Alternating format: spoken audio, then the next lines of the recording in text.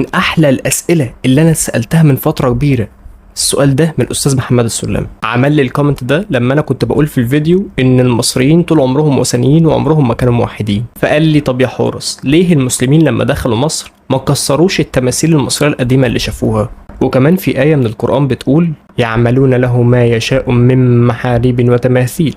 فالآية دي عايدة على سيدنا سليمان والجن لما كانوا بيعملوا له تماثيل وكده، فما كانش حرام اهو. فالسؤال ده ليه شقين، شق تاريخي وشق ديني، فيلا نجاوب. نبدأ بعمرو بن العاص. تحب او تكره الراجل ده، الراجل ده اذكى عربي في جيله كله، مش احسن قائد عسكري وماله، ولكنه اذكى شخصية. انت لو تعرف اللي انا اعرفه عنه، ولو انت قريت قصة حياته من البداية للنهاية، هتعرف ان هو عبقري فلتة في تاريخ العرب. ولو كان الراجل ده سقف طموحه اعلى شويتين، لا كان زمان اسمه اتحط في مكان تاني في التاريخ. فتحبه او ما تحبوش لازم تبقى منصف، الراجل ده فعلا كده. نرجع لمرجعنا. عمرو بن العاص قبل الاسلام وقبل الحروب، ايام لما كان تاجر مع ابوه، كان بيروح وبيجي على مصر كتير جدا. فلما كان بينزل مصر وبيعدي على المدن بتاعتها لغايه لما يوصل اسكندريه، فكان بيشوف تماثيل الالهه المصريه العملاقه، كان بيشوف المعابد. وكان لما بيوصل اسكندريه كان يشوف الالهه اليونانيه كمان ومعابدهم، فكان بيبقى مبهور بيهم جدا. يعني هو كان بيقول ان هو لا شاف ولا هيشوف اعظم من كده،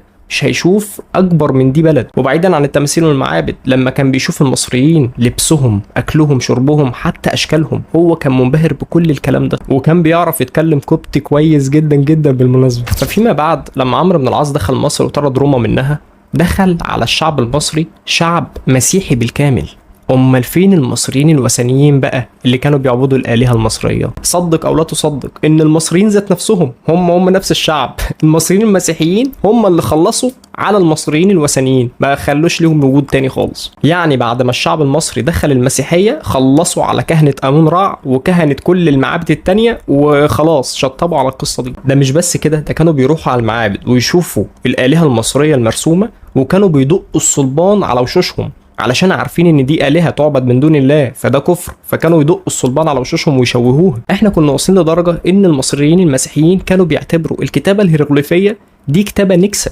يعني ليه نكسة؟ لان دي كتابة تستخدم في كتابة التراتيل والكتب الدينية للوثنيين، كتابة مرتبطة بالاوثان والاصنام اللي تعبد من دون الله، هندخلها الكنيسة ازاي؟ فتماثيل الآلهة المصرية القديمة ما كانش ليها اي قيمة ساعة دخول عمرو بن العاص مصر. يعني المصريين ذات نفسهم ما كانوش مدينها اي اعتبار ولا قيمه، محدش كان بيقرب لها لا من قريب ولا من بعيد. هم عارفين ان هي اصنام واوثان والهه، بس ما كانوش بيصلوا لها ولا كانوا بيعبدوها. عمرو بن العاص عارف ان دي الهه واصنام، بس عارف ان محدش بيصلي لها ولا بيعمل لها حاجه، فما كانش بيقرب لها. فهنا نيجي لاهم نقطه في الفيديو، هل شرعا في الاسلام